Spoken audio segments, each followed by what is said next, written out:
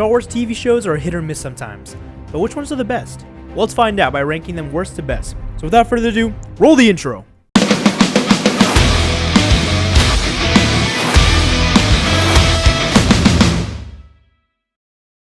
Real quick, if you guys could hit the subscribe button, it would be much appreciated because it does help these videos in the YouTube algorithm and helps the channel a ton. So thank you, now let's get to the video.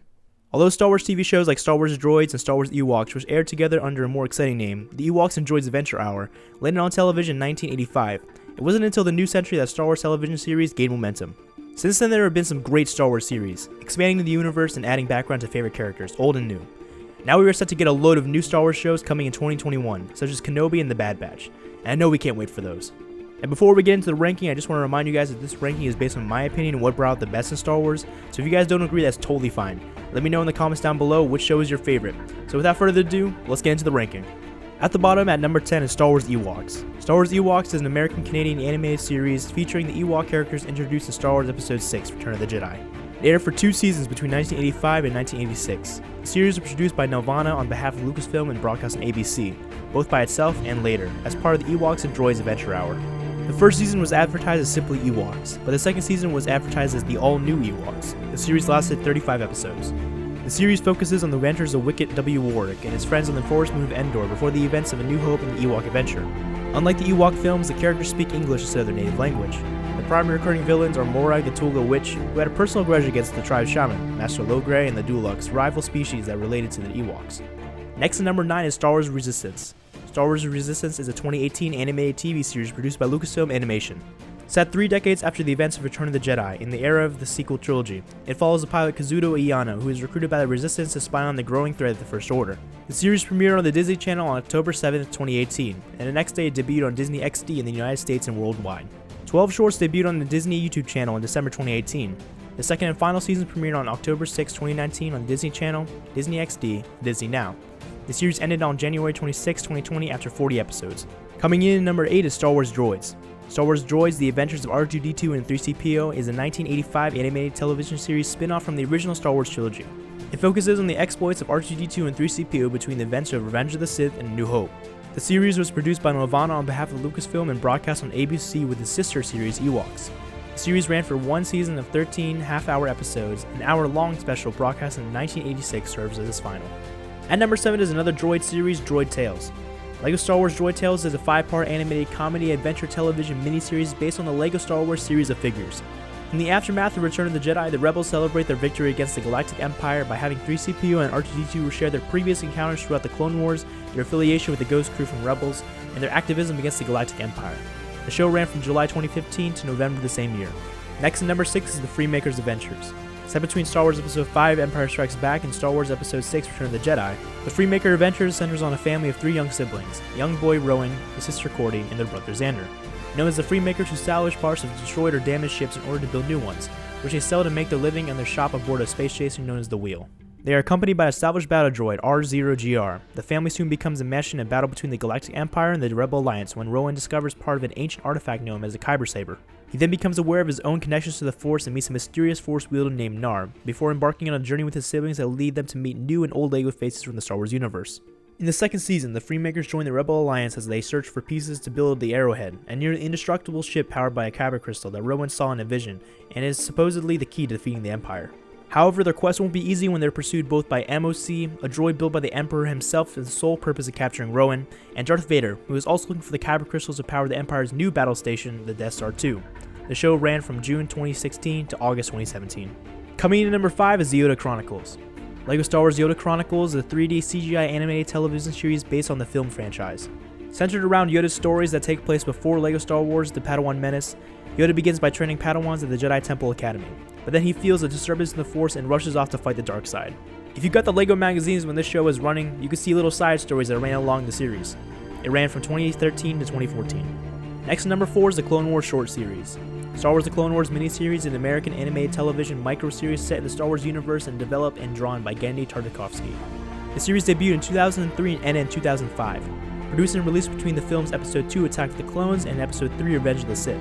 It is among the first in many works to explore the conflicts known as the Clone Wars, and directly leads into the events of the Revenge of the Sith. The show follows the actions of various characters from the Star Wars prequel trilogy, notably Jedi and clone troopers, in the war against the battle droids armies of the Confederacy of Independent Systems and the Sith.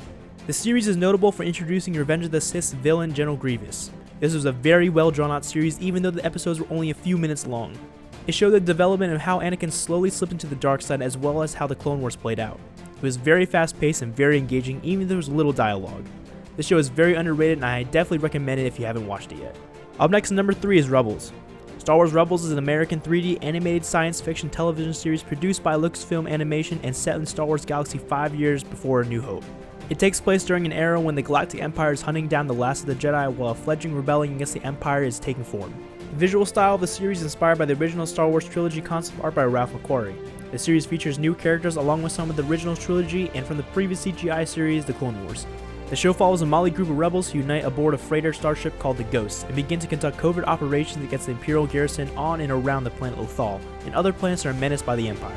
Even though the show was made for kids and didn't get too dark with some of the episodes, I still enjoyed it.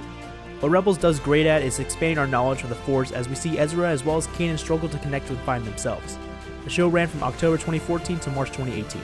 Next at number 2 is The Mandalorian. After the stories of Jango and Boba Fett, another warrior emerges in the Star Wars universe. The Mandalorian is set after the fall of the Empire and before they emerge as the First Order. The series depicts a lonely bounty hunter in the outer reaches of the galaxy far away from the authority of the New Republic.